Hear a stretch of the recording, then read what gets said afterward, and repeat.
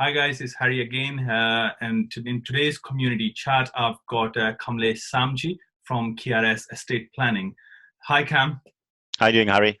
I'm all right. How are you doing? You okay? Yes, good, thank you. Good. Good, good. So Kam, do you want to talk a little bit about yourself? What do you do? Yeah, so my name is Kam, born and bred in Leicester. I've been a qualified solicitor for coming up to 19 years, and about 3 years ago, I decided to move away from the rat race and set up my own business, which is KRS Estate Planning.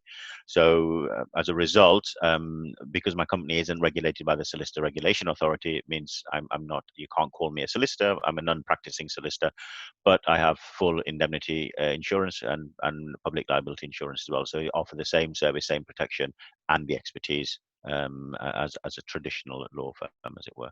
Well, I specialize in, and this is all I've done for the 19 years, is what we call private client work, which is wills, powers of attorney, and probate work.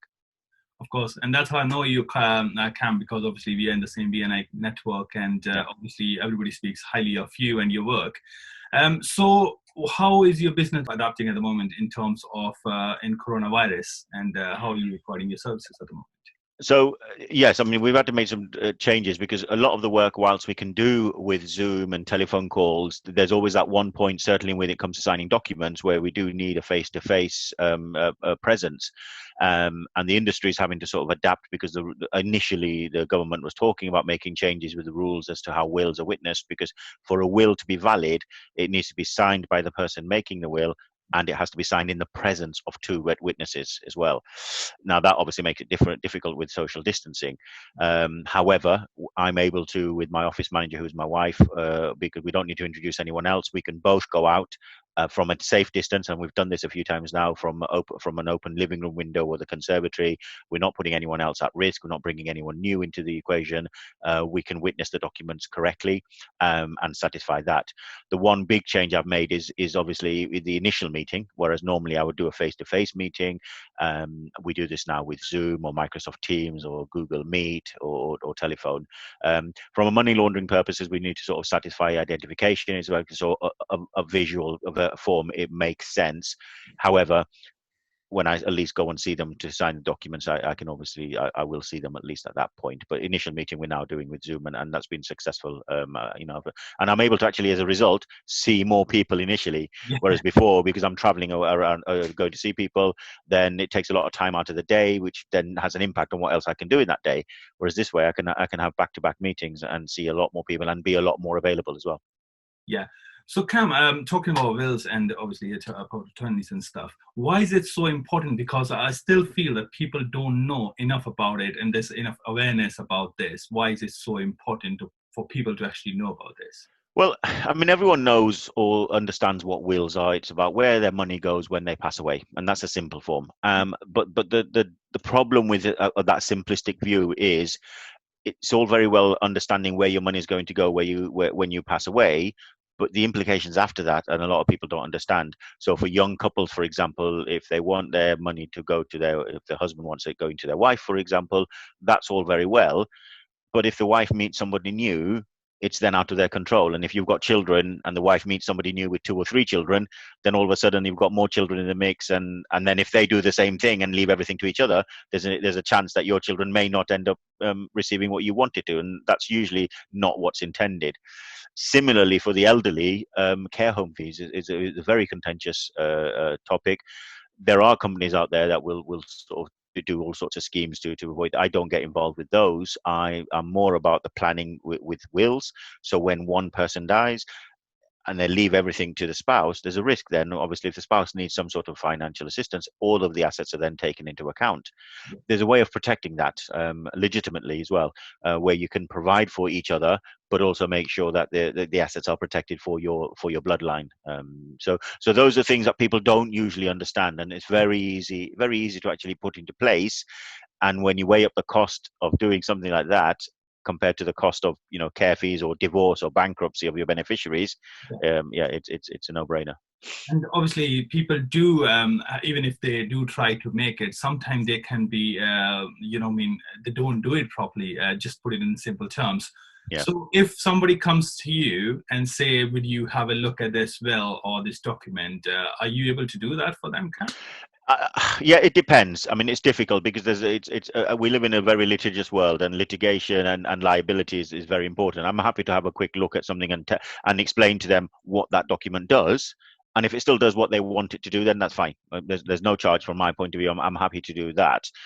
What is difficult for me to do is make little corrections here and there, sort of thing, because it's then hard to. It's easier to start something from scratch than to try and tweak something that somebody else has tried to do from cutting and pasting documents or something.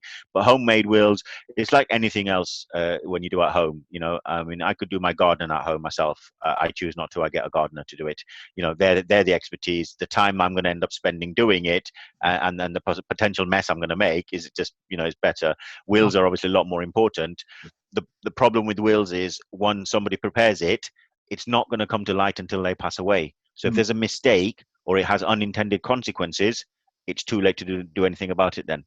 And I've seen some really bad sort of examples where one was where a lady bought a pack of draft, you know, blank wills, and there were 7 versions in there, because the idea was you pick the version which most closely matched what you wanted to do, Oh, and then pick that one and leave the other ones. She yeah. actually filled in all 7 of them, got them all signed, got them all witnessed, all on the same day, and Oh, they range as to what they did and what they didn't. I mean, it was when she passed away, it was an absolute nightmare, and the cost of trying to rectify that by the time we're going to barristers, going to court, yeah, it's just crazy. crazy, isn't it? So, in the current climate, Cam, are you offering some kind of support, or what are you offering? Like, to people, obviously, it's finances are everybody's, you know, at the moment, it's all up in the Of air. course. Yeah. Yes, of course, it's up in the air. I mean, you know, I'm one of the businesses which will, you know, will have an impact in terms of the customers coming through. But at the same time, it's one of those that people realize more and more that, oh, we do need to do this and we need to sort it.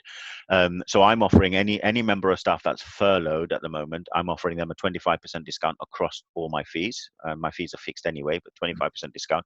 But more importantly, I'm also offering a payment holiday of up to 3 months. So usually when I've prepared the documents and we've done the signing, my fees are normally due. I'm happy to accept a payment holiday of 2 to 3 months, depending on the circumstances, to just give a bit of breathing space, but also make sure that they can, you know, get their documents prepared and you know, out of the way, as it were. The other thing I'm doing for NHS staff is that if they're preparing wills with me, then I'm happy to do a power of attorney for free of charge for them. And if they want both powers of attorney, because there's one that deals with the money and there's one that deals with health and welfare, then I'll do the second one at half price as well. So all in all, for the little bit more than the cost of a will, they can have a will and 2 powers of attorney. Again, I'm offering a payment holiday for up to 3 months to just ease the financial burden a little bit.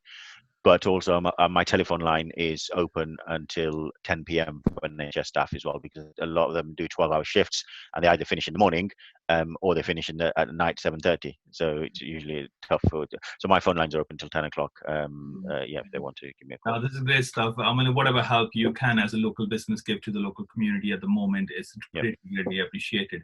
Thank You, you. you mentioned your, you know, I mean, your very personal kind of business, face to face, and it always shines through in your testimonials as well, from what I heard and you know, I mean, from what people say. So moving forward, obviously, it's not going to be, you know, I mean, same for some time now with social distancing in place, and obviously even lockdowns lifted. I think they're talking about lifting in 3 phases now. So how are you going to adapt as a business and still provide that personal service, Cam? Well, this whole experience for everyone has been a learning curve, and I've not been complacent in thinking, oh, one day it's all going to go back. You know, we're going to wake up and it's all back to as it was before. That's not going to happen. But what I've learned from this, and it's shone through in the number of appointments I'm having with Zoom, is people actually like this. You know, if we don't have to come to the office, or, you know, you don't have to take a day off or wait till the evening till we're both together and wait for the kids to sleep. You know, we can do this at a more convenient time. I mean, I can have a meeting with a Mr. and a Mrs. in 2 separate locations at their workplaces, for example, on Zoom. Or any other video chat. So that makes I'm actually offering a better service to the customers. If they still want the person, if they still want me to go around, or if they want to come and see me, absolutely fine as well. There's no extra charge for that. So if anything, I'm actually learning from this and working more efficiently and being more available and offering a better service to the customers. So I don't think that's going to change now. And again, with the signing side of things, we were offering that anyway. Me and my wife were always and helping certainly the elderly clients. It was harder for them to come into the office, so evenings, weekends, we were going to sign documents at their houses, and that's been very popular, certainly with the elderly people who struggle to sort of move around and get out. Yeah, brilliant. So one thing which people have learned through these times is actually technology, how to use technology, and it's actually brought people closer together than before. Yeah, So yeah. that's great. And thanks so much for sharing your expertise, Kam. And I will put all your details and contact details in the description below. And thank you so much, Kam. And I will hope to speak to you soon. No worries. Thank you very much, Harry. Thanks a lot. Take care. Take Thank care. you. Bye. Bye. Bye.